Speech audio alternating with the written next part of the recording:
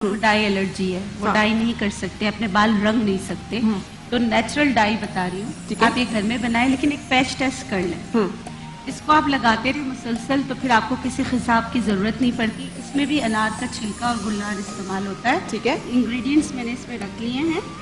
آپ نے کیا کرنا ہے، آملہ، ساری چیزیں ہم وزن لیں. ٹھیک ہے. آملہ، گلنار یعنی انار کے پھول، یہ سنا کے پتے، اس میں دماسا میں نے پیس کے رکھا ہوا ہے کیونکہ کانٹے بہت ہوتے ہیں. ٹھیک ہے. اور پھر اس کے ساتھ یہ والی جو چیزیں ہیں، یہ اخروٹ کے اوپر کا چھلکا. ٹھیک ہے. انار کے جو اوپر کا یہ جو چھلکا ہے وہ، اور مہندی، اور یہ جو ہے گیندے کے پھول. ٹھیک ہے. اس سے بہت ہی اچھا کلر آتا ہے. اور گیندے کے پھول، انارکلی، انار کے چھلکے کو پیس کے، یہ ساری چیزیں سب کو ہم وزن پیس لیں. آملہ ہے، آملہ، یہ اخروٹ کے چھلکے، یہ گیندے کا پھول، یہ مہندی. ٹھیک. سب چیزیں درمیان میں کیا ہرا سا، یہ دماسا. دماسا. ٹھیک ہے. ٹھیک ہے. اور یہ اس کو اس طرح ابالا آپ نے. ٹھیک ہے. یہ دیکھیں اس کا کلر کتنا زبردست سا کلر آ گیا ہے، بالکل کی طرح کا ہو گیا. اور اس میں اور کوئی اس طرح کی چیزیں نہیں، یہ ساری چیزیں ہم وزن لینا ہے. ٹھیک ہے. اور آپ اس کو تانبے کے برتن میں رکھ دیں. ٹھیک ہے. ابالا، تانبے کے برتن میں رکھ دیا، اور 7 دن کے بعد آپ اس کو کسی اسپرے باٹل میں بھریں اور آپ کلر کرنا اسٹارٹ کر دیں. ٹھیک ہے. اچھا، یہ فوراً کلر آپ کے ادھر بھی لے آتا ہے.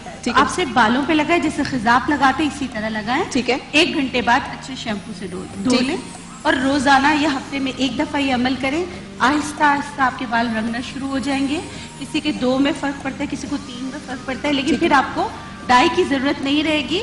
اور آپ یہ جو کیمیکل فری ڈائی جو ہے آپ استعمال کر سکتے ہیں. بالکل صحیح. اچھا، اگر ٹائم بہت شکریہ. ہم یہاں پہ باقی چیزیں ہم بیٹھ کے آپ کے ساتھ گپ شپ میں ڈسکس کرتے ہیں، لیکن ایک بریک کے لیے رک رہے ہیں، اور بریک کے بعد پھر آپ سے ملاقات.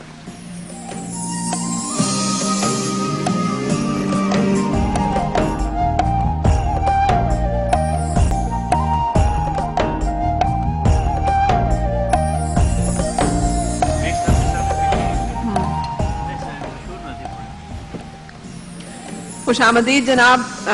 رمضان عشق ہے ٹرانسمیشن میں، صحیح ٹرانسمیشن میں. مکرم صاحب، آپ سے ایک فرمائش کی ہمارے کالر نے، تو کوئی نعت رسول مقبول صلی اللہ علیہ وسلم اگر آپ سنا سکیں. جی.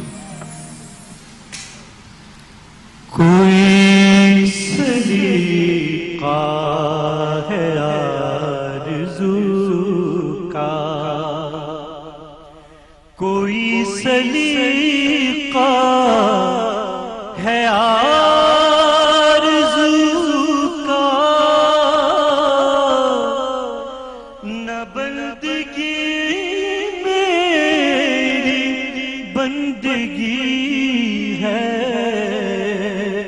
یہ سب تمہارا کرم ہے آقا، یہ سب تمہارا کرم ہے آقا، یہ سب تمہارا کرم ہے آقا.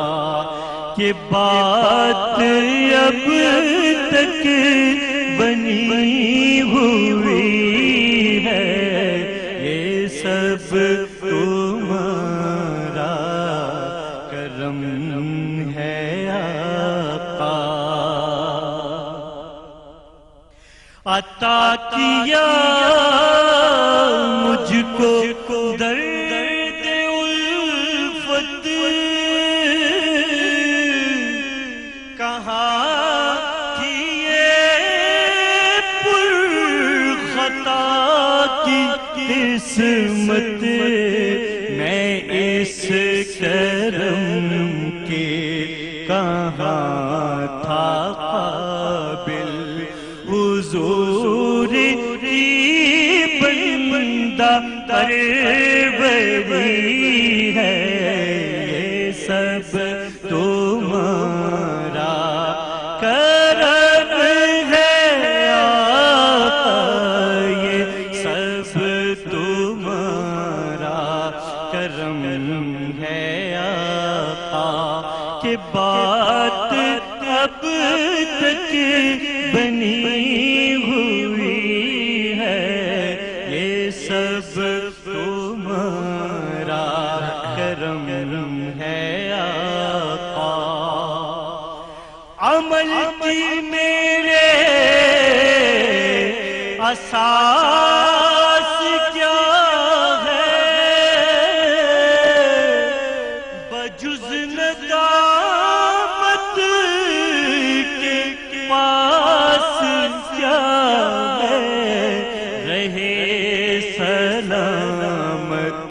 تمہاری نسبت میرا تو بس آسرا یہی ہے، سب تمہارا کرم ہے آقا۔ بشیر کہیے نذیر کہیے، انہیں سراج منیر کہیے، جو سر بسر ہے کلام ربی، وہ میرے آقا کی زندگی ہے۔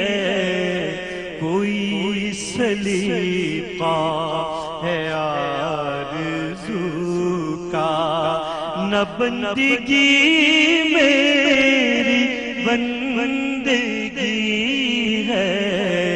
سب مل کے سب کہہ دیں ایک دفعہ آخر میں، یہ سب تمہارا کرم ہے آقا، یہ سب تمہارا کرم ہے آقا، کہ بات اب تک بنی ہوئی ہے، کہ بات سب کی بنی ہوئی ہے، یہ سب تمہارا کرم ہے آقا۔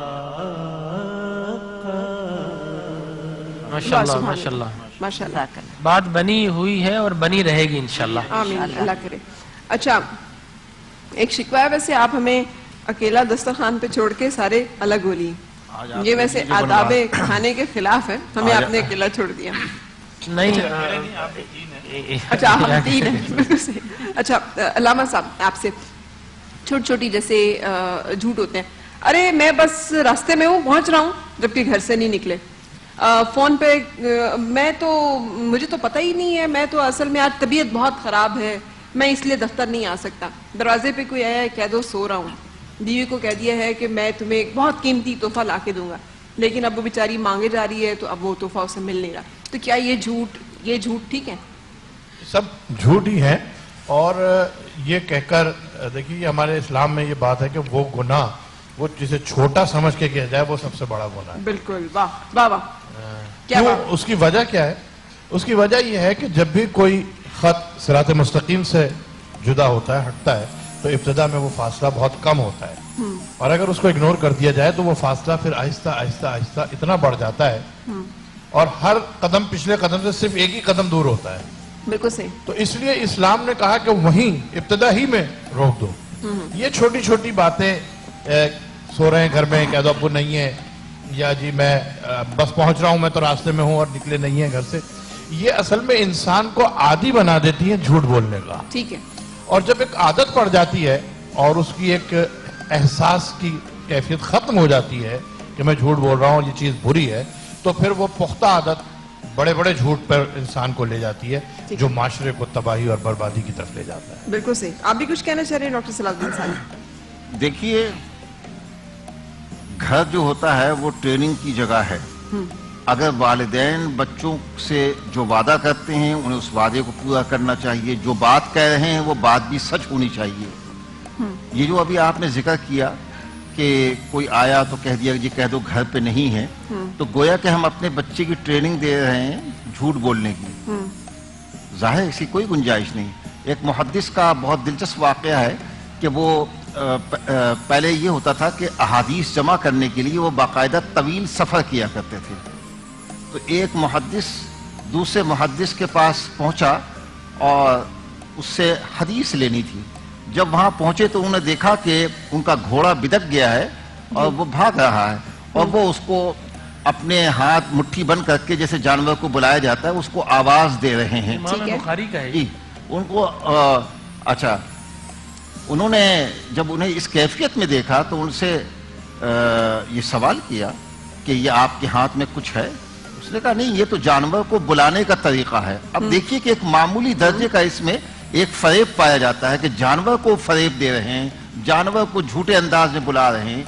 उन्होंने उनसे हदीस नहीं ली, समझे ना। तो इस कदर एहतियात जो पाई जाती है हमारे यहाँ तरबियत के मामले में, वो अब मफकूद होती जा रही है। यानी जानवर से भी आप झूठ नहीं बोल सकते। जी जी जी, किसी से भी।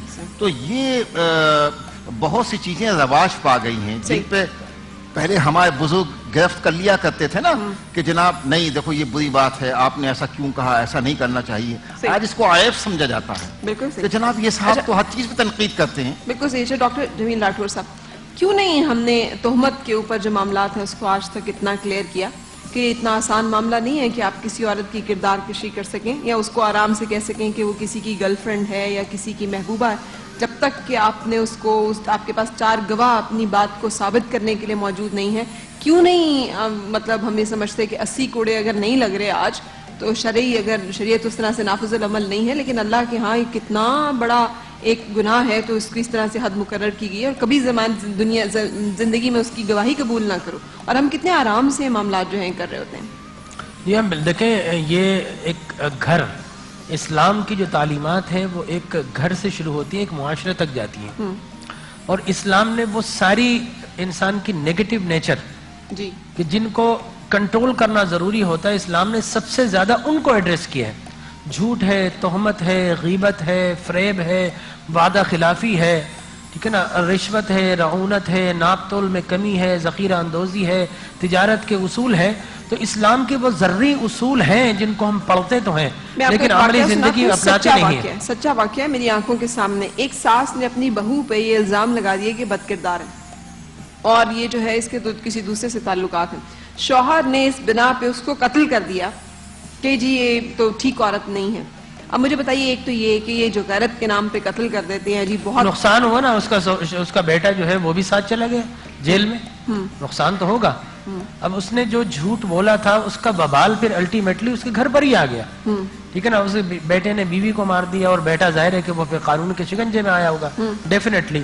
तो झूठ जो है वो इसको उम्मुन नकाइस बोलते हैं। ठीक है, लेकिन क्या ये गैरत के नाम पे कत्ल इस तरह से जायज है? क्या इस तरह झूठ में ये तो अगर बहुत किसी भी औरत के है। बारे में पता चल जाए, किसी फर्ज किया आपके सामने वो मशहूर वाकया है कि एक सहाबी जो है पेश होते हैं हुजूर सल्लल्लाहु अलैहि वसल्लम की खिदमत में, जिस पे फिर ये था, जिस पे लुआन की आयत उतरी थी कि मैंने जनाब अपनी आंखों से देखा है, तो अब मैं 4 गवाह कहाँ से ढूंढने जाऊं। तो आयत मुबारक और आप सल्लल्लाहु अलैहि वसल्लम का क्लियर फरमान आता है कि फिर तुम अल्लाह की कसम खाओ और 3 मरतबा ये कसम खाओ और 4थी मरतबा ये कसम खाओ कि अगर मैं झूठ बोल रहा हूँ तो मुझ पे अल्लाह की लानत हो, और उसके साथ ही मियाँ बीवी में अलहदगी हो जाएगी और लुआन हो जाएगा। और उसके बाद मतलब आजकल तो बहुत आसान है, हर मर्द जो किसी भी औरत को डिवोर्स देता है वो साथ ये जरूर उसके तोहमत लगाता है कि ये ठीक औरत नहीं थी, इसलिए मैंने इसको इस तरह से डिवोर्स किया। जी हाँ बिल्कुल। देखें ये तो एक फ्रेमवर्क है जिसमें मियाँ और बीवी के मामलात हैं। हाँ जी। इस्लाम ने लेकिन तो सिर्फ झूठ की बात हो रही है, हाँ, झूठ- इस्लाम झूठी ने तो हर तोहमत की सतह बात पर हो रही हर सतह पर जो है झूठ की ममानियत की है। और रसूल खुदा सल्लल्लाहु अलैहि वसल्लम ने पूरी जिंदगी सच बोला और सच्चों के साथ रखा। आपके करीब कोई झूठ बोलने वाला शख्स रह ही नहीं सकता था। ताजदार कायनात सल्लल्लाहु अलैहि वसल्लम ने सच की तलकीन की। कुरान मजीद बुरहान रशीद की आयत देखें, या अय्युहल्लज़ीना आमनू तक़ुल्लाह वक़ूलू क़ौलन सदीदा। ऐ मुसलमानों, जब भी कोई बात करो तो सच्ची बात करो। सच्ची बात, बिल्कुल से। सो अभी इस वक्त फिर एक ब्रेक के लिए रुकना है क्योंकि अज़ान फजर का वक्त हुआ चाहता है। सो ब्रेक के बाद फिर आपसे मुलाकात।